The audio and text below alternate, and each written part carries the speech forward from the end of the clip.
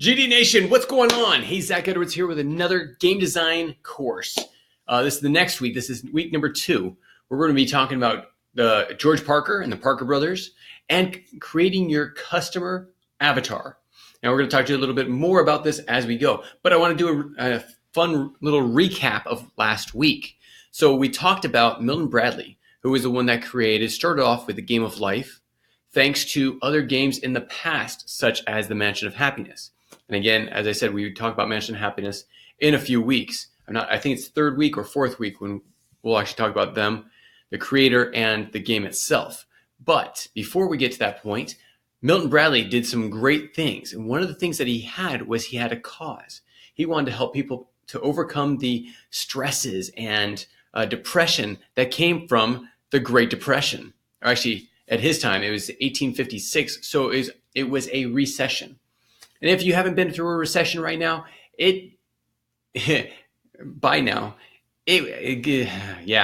how do you describe it? So I went through a recession, the last one in 2008, and all of a sudden I lost my job.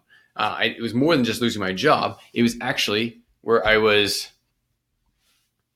out of a job, and also my family didn't have the means to survive.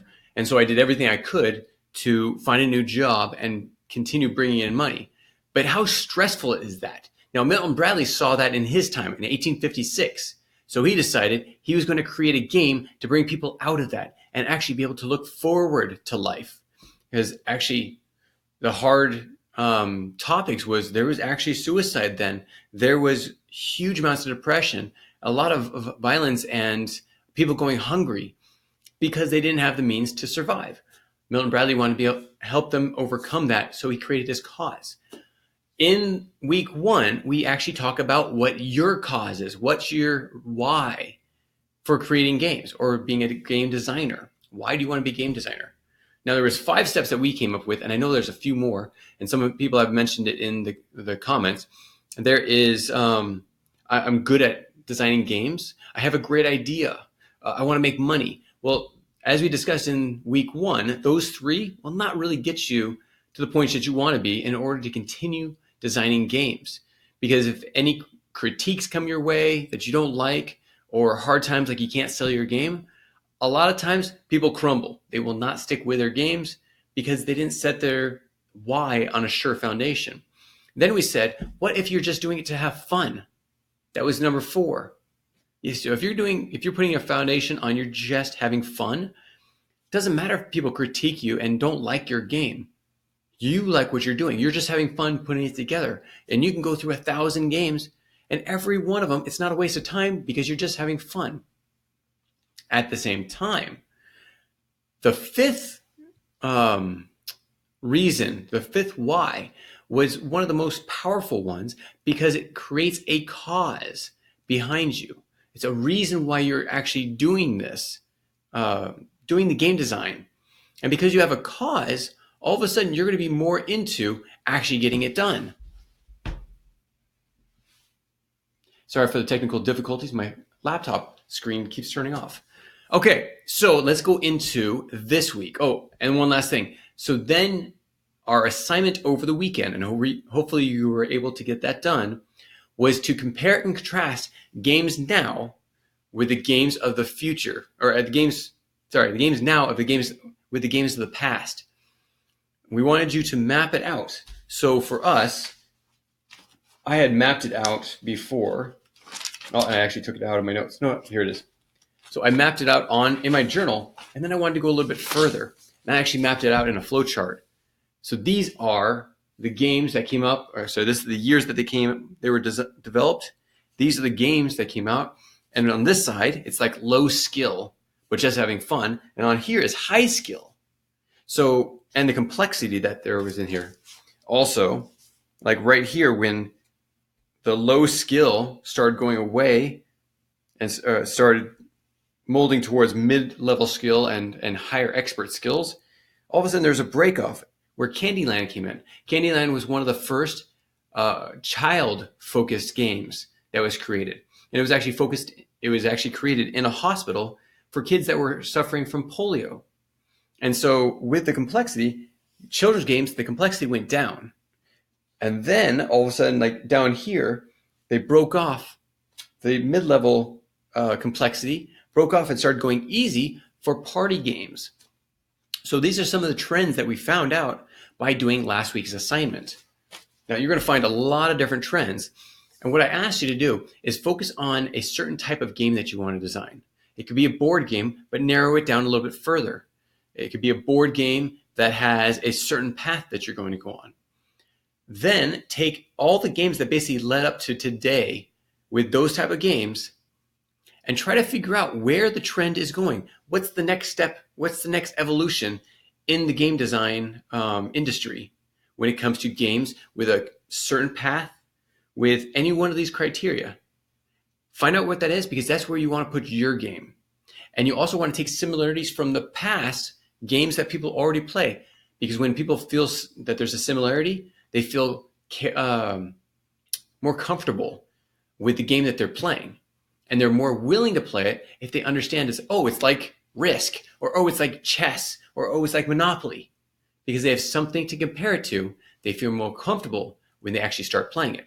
So find where the trend's going, find out exactly where you want to be, and the trend will hopefully hit your spot, your new type of game, and then bring some similarities in there with it. So it makes people feel comfortable with playing your new game. It makes it so that the trend will actually come closer to you, because that has a reason to, and people have a desire to become close to that new change. Now, as I was saying, with historical conquest, we decided to find out where the trends were going with games. We went into card games. We did certain things that other card games did. And then after current time, we basically mapped out where we wanted to be. And our trend that we want to be able to hit, or we want the industry trend to hit, is educational games, epic and high skill educational games. And so hopefully at some point they will hit our trend, and we're going to be the only ones there to fulfill all of our customers' desires. So we're hoping that at some point it will actually get to that point. Okay, now, so for coming up, today we're going to be talking about game design when it comes to George Parker. Now, if you haven't heard of George Parker, you might know him with his three brothers, known as the Parker brothers. So, flipping over to the first page of this week's week's section, you have George S. Parker. So he was a man who, his father actually died when he was 5 years old? 11 years old. So his dad passed away. His dad was his breadwinner, but after his dad passed away, his family was still able to survive. Now, have you ever seen Charlie and the Chocolate Factory? You know how in Charlie and the Chocolate Factory, there's the aunts and uncles that actually live in Charlie's house with his parents? Well, this was much like that, except Charlie, George Parker, didn't have both his parents. He had only his mom.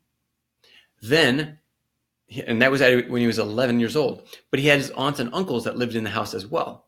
So his relatives were actually living in the same house with him. But then his mom passed away at age 22? 18. And so she passed away. So there's all these catastrophes, all these hard things that happened for him, and yet he continued to go.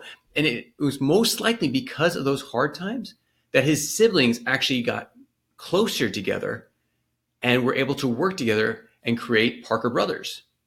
Now, let me go back a little bit further. Okay, so George, he had a desire to create games. So he actually designed a set of games for a set of friends. So we're going to be talking about today is customer avatars, basically the people that will be playing your game. And we want to be able to map out the creation of your game depending on what that avatar is going to be, what that customer, that player is going to be. Now, George knew his friends, and so he was able to create a game called Banking.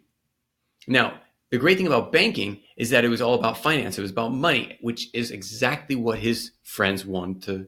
That was the topic that they wanted. There's some friends that you might have that want to play with zombies. They want to do war, end of worlds. They might even want unicorns that poop rainbows. something like that. You need to be able to understand your avatar, your customer avatar, the person that's going to play it or even buy it, and try to map out the game compared to that. Now, I'm going to go a little more into that because it's not just about what they want, it's what you want as well. So we'll get to that point in just a minute. So George Parker, at age 19, came up with banking, and played it with a bunch of friends. Well, funny enough, it became such an interesting game that he actually produced it. And yeah, I don't have so the information's right here. Let's see, he self-published. He tried to get other people to publish it for him, but no game designer, no publisher would actually take it. So he decided to self-publish. So back then, he was able to create with $40, 500 sets. Now, just so you know, a set, like, let's just take the game of Monopoly. A Monopoly game, to actually create it in low quantities, is at least $20 to $30 per box to create. As you get into higher quantities, it's a lot less. Now, he was able to make 500 copies with just $40. And again, $40 is a lot back then. So with that 500 sets, he goes out and he sells it right away. He almost sells the whole thing with about $140 profit. So now he went from $40 to $180. So that's 4.5 times more money than he actually put into the product. So he takes that money and puts it all back in to creating more games. And so he sells all of those. Now, by the age of 18, when his mom passed away, he was out selling his game and doing other side work. And his brother was out there selling oils. And his brother wanted to show his support. So he helped him out in the mailroom. He was trying to send out all the shipments. And also, because George was so successful with selling games, he asked his brother to join on. And his brother accepted. He quit his day job and started working for George, his brother. And that's when the company went from George S. Parker Company, I think it's the exact, George S. Parker and Company, went from that company to Parker Brothers. A few years later, his other brother decided to join as well. So I couldn't say that it was fate for his mom to pass away, but it was probably the best thing when it came to bringing the siblings together. And yes, it was a sad moment for them to lose their mom. I mean, no child should ever have to lose their mom. But because of that setback for them, they were able to grow a stronger bond together and work things out. Now, as you know, the other games that they've produced are, let's see, I have them over here, Famous Men, Baker's Dozen, and some other ones that you haven't really heard of. You can actually find this on the page. But then they were able to create other games, and their company would actually be one of the first video game designers, including Frogger, Popeye. You ever heard of Q*bert? And of course, you've heard of Star Wars.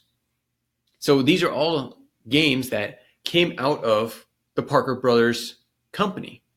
Now, there's other things that you're going to want to read about. And if you look here, so this is the history page. This is the summary page. That's what we call it, the summary page. In your journal, so in your game design journal, you will actually find this page right here. This is where you take your notes on what you've learned about these people. Boy, my computer does not want to work today. Okay, so right in this section, print this off, or if you already have it printed off, write down your thoughts about the Parker Brothers experience, how they handled their parents' death, the great breaks that happened in their lives in order for them to get going. And what do you think your great break could be? So answer these questions, and you're going to be able to learn a little bit more about what you might experience in the future with game design. This is why we do this section. We want you to learn from other people's experiences. And when you write them down, so you read them and then you write them down, you're going to retain more of the information that you're doing, and you're going to be able to reflect on how it affects your life. The reason why we have so many lines is we're not looking for a yes or no question. Again, this is not to help us. The journal is there to help you and to help keep track of notes. And the more you write it down, the more you're going to retain it and be able to tell people about it when people might ask. Okay, so the next section. Here is where we talk about your interests. What are your interests when it comes to game design? And just so you know, I filled it out too. I'm right. Again, every step that I ask you to take, I'll be taking that in designing this next game, which I'm going to do with you, but also in learning game design better. Because when I teach it to you, I'm actually learning it as well. So let me go through this really fast. Okay, what are your interests? Okay, the first one, it talks about what topic are you most interested in. The examples are zombies, space travel, money. Now for me, I'm interested in money, finance, business, real estate, and possibly wars. So like Risk. I'm really interested in those kind of games. How long do you like your games and why? I'd say probably about 1 to 2 hours. Going more than that, and you either lose track of, you get bored, or you're gonna have to put it away and come back to it later on. And I'm not the type of person that wants to come back and forth, always trying to work with that. Okay, do you like complex games? Yeah, I like medium complexity. Now, there's some books out there, or there's some games out there that actually have to write books on their rules because there's so much information on it. Magic the Gathering, Dungeons and Dragons. There are books you can literally read. And I'm not the type of person that really likes reading, especially long, like textbooks or rules. That's not my interest. I'd rather have a short yet complex game to play. Now, the next one says, do you play different types of games? What medium? Now, by medium, it's like what material. So in here, I say more card and board games. The reason why I stay away from video games is because I was a past addict of video games, and I don't want to go there anymore. So I don't actually design video games. And if we end up designing video games, I'll probably give it to someone else. The developing is not that bad, but it's the fact of that's the past that I was at, and I don't want to be there again, and I don't want to bring other people in there because video games are very addicting. I've had plenty of people in my life who have destroyed their lives because of video games, and a lot of people that haven't. If you don't have an addictive nature like that, it's not going to affect you. But I did, so I don't do it anymore. Anyways, number 5, how much interaction do you want with your opponent? I said, I want to race them. I want to be the fastest one to $1 million or the fastest one to do something. And then I want to be able to banter a lot. I want to hype them up. I want to make them think certain things and not boast, but get them riled up. So number 6, how complex and how long do you want the rules to be? Again, I'd rather have it 1 to 2 pages. I don't want a book. I also don't want it so short that you can't really understand how to play the game. And Historical Conquest, you know that the first edition that came out was a single card rule sheet. That was not enough information. We learned it fast, so we were able to change it. Okay, so next was number 7. When would you play, and would you play the game if it took many days? I said I'd play at social gatherings at my house or a friend's house, but I'd want it to end in one sitting. So I don't want it to drag on forever, especially if it's a friend's house. Maybe if it's between me and my kids, those are fun when you can leave it on the table, come back to it later on. But if it's friends and such, it's going to be a hard time, a long time before you can get those friends back. And sometimes you might be able to get 2 of the 3 friends back. It just makes it more difficult. So one sitting, perfect for me. Next one, 8. Where would you play the game? Again, it would be home or a friend's house. And again, if it's going to be a long drawn out game, then it has to be at my house and it has to be with my kids, people that live in my house. If it's at a friend's house, then it's probably one sitting. And then how often would you play, or how often do you play, and how often would you play? Then I said weekly or monthly, depending on when I can get my friends together. So that is the portion on my interests. the reason why I ask you this is because we're going to be doing your customer avatar next, those type of interests. But before we get to that, so that is the top section here. Now, real life application with the Parker brothers is they lost their father very early in life. They then lost their mother early in life. 22 years old is still early in life. And this could have stopped them, but it actually brought them together. So the real life application is if they can do that with loss of their family, you can do it. And yes, it hit George Parker very hard that when he went out to sell, his sales tanked. They were horrible. And not to get too personal, but things have happened in my life where the exact same thing happened. Our sales were skyrocketing, but something happened in my life, and then all of a sudden it just tanked. I mean, it really tanked. And I won't go into any numbers or anything like that, but just believe me, it's really hard when you have things hit you that were not expected, tragedies in life. And so that is actually one of the reasons why we wanted you to focus on your why, the reason why you're doing this game. If it's fun, great, you're going to come back to it after those tragedies have passed. If you have a cause, you're going to be driven to get back to it as fast as possible. But if it's just for money, oh yeah, those tragedies could destroy you when it comes to having your desire to come back to your game. Or if it's just, I have a great idea, well, really, who cares, because you just had a tragedy in your family and it might take you a while to get out of that. So this is why we have to focus on our why. This is why that was the first point that we talked about. Okay, coming down here, you can learn more about the Parker Brothers games, such as Monopoly. This is where an interview with a CEO that actually teaches strategies of the game of Monopoly. So you might want to watch that. Then there's other ones like Clue. Parker Brothers came up with that. Sorry, Risk, Trivial Pursuit, all these different games. And if you want to get a copy of these, like the Game of Oil, you got to check this game out. It's actually quite interesting.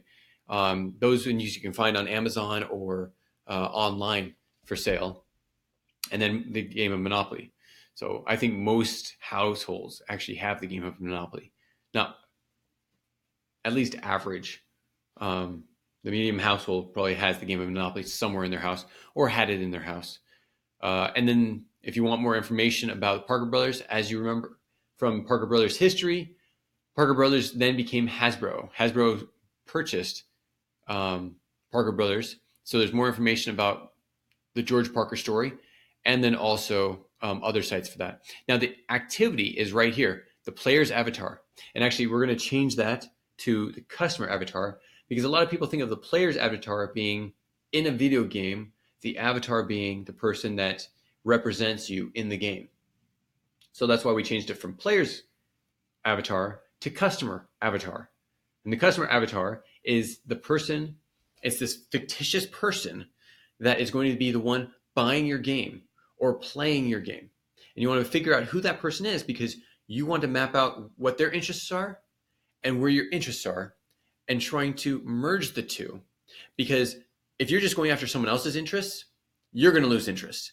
But if you go after just what you're interested in, these people will lose interest. You need to find a balance, or find an avatar that has a very similar mix of those characteristics. So on to the next page. When we go to your activity, okay, playing your player avatar. Again, we're changing it to customer avatar, but your player avatar, this is where we go through, we map out, like we did with your interests, we're going to do your customer's interests. Again, these are the customer avatar, as it says right here. Now, with your customer avatar, it's very similar to the same questions that you received in yours, but there are some differences. Now, again, I said this is a fictitious person that your game is going to be based off of their interests. You want to see where they are in life, who they are, what kind of money they make, all these different things. And we'll walk you through each step, because we want you to be able to focus on creating a game that will interest them. Because if it just interests you and it does not interest your customer avatar, you're going to have to go back to the drawing table to start up a game, because everything you produce is going to be on your interests. We need to find out this avatar. Okay, so my avatar, his name is John. John is a player between the ages of 9 and 16, more like the 12 to 13-year-old. And then, but with parents who want him to be able to learn while playing a game. So that's a very narrowed down niche. It's not just a young man at this age, and that's it. No, this is a 12 or 13-year-old, so I said 9 to 16, but 12 to 13-year-old who has parents who are willing to buy educational games. Again, my focus is not the same as yours. My focus is to create an educational game.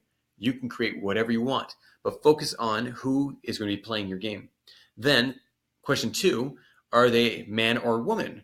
So if I had a game on My Little Pony or fashion, I would probably put my avatar as a woman. But because mine is about, and I will tell you, it's about game design and the race to create a game, I'm going to have it young men. So again, the cat's out of the bag. Your graduation gift is a physical game where it will help you design games and teach other people how to design games. And it's a race to the end. We'll go more onto it as we go. Okay, so question number 3, why do they play? Okay, so my avatar plays socially, but because he has parents that want him to learn while he's playing, he also gets education out of it. So his mindset is fun. His parents' mindset is education. But they match together in these likes. Okay, how often would they play? Now, I would say daily or weekly. Now, here's the great thing about education games is that because it's in the education system, education is every day during the school day. So why not have them play every day or weekly? And it's a way of continuing to get them to come and play again and again and keep us in their mind. Next one, what kind of attention span do they have? Now, again, mine are 12 or 13-year-olds. So they are sporadic in their attention. They could have very focused attention, and then they could have no attention whatsoever. So my game has to be able to captivate that, to keep them in there. So I'm going to have good imagery. So this basically just focuses on what I'm going to need in order to create a game. I need great imagery. I need a great concept. I need great strategy. And I want to be able to have them focus on the competition between their opponents. Because at this age, it's all about competition. Okay, next question, number 6. Do they always have the same friends play with them? Most of the time, yes, they're going to have the same friends. But we like to focus on creating tournaments around the US. And this is just one of those games where they're actually going to create a tournament in the area so they can play with their friends. And it'd be different friends because it's different people that would come to co-ops or groups, tournaments. So it really works out that way. Okay, so number 7, when do they play the game? Now, most of these 12 to 13-year-olds, they're not going to stay up late at night and play these games daily, maybe once a week, once a month, every other month. They might do a nighttime game. But most of the time, they're going to play during the day with their friends. So, and then the last one is, what type of topic do they like in their games? And I said, they like wars, they like end of the world, and then game design. Of course, this is the graduation gift for this course, so game design just makes sense. You're here for game design, so that's one of your interests. Now, this one actually follows up with the second page. As you get deeper into the psyche, into the thinking of your avatar. Now, this one asks you, what medium do they like to play? Now, if they're like me, because I'm going to create a board game, they're going to want a board game. So this is where I start thinking of, these are my interests, these are their interests, this is what I'm going to produce, and I need to find the people that want to play board games. That's going to be their focus. The next one, number 10, what do they hope to get from playing and why? Now, again, we talked about this. The 12 to 13-year-old is going to want to have fun and be social with their friends. Their parents are going to want them to learn something while doing it. And so in this way, they're actually fulfilling both needs, the parents' needs and the youth's needs. Number 11, do they have a lot of money or little money to spend? This is like if you're going to buy expansions, buy the game. Well, actually, these 12 to 13-year-olds don't have much money. This is why their parents will pay for it. And because the parents want an educational game, they're willing to pay up a little bit. But it's because their kids are learning. Okay, so number 11. Number 12. Do they like complex games or simple and fast to understand? Now, I said they like complex games, but not too long in the instructions. Nobody wants long instructions, at least in my avatar. Some people do. Some people like books of rules. And the last one, 13. Now describe what this person looks like. Get detailed, because you need to focus on who this person is so that when you have a question, you can actually ask them. And in this, I'm talking about imagination. You're able to focus on that person and say, what would you like?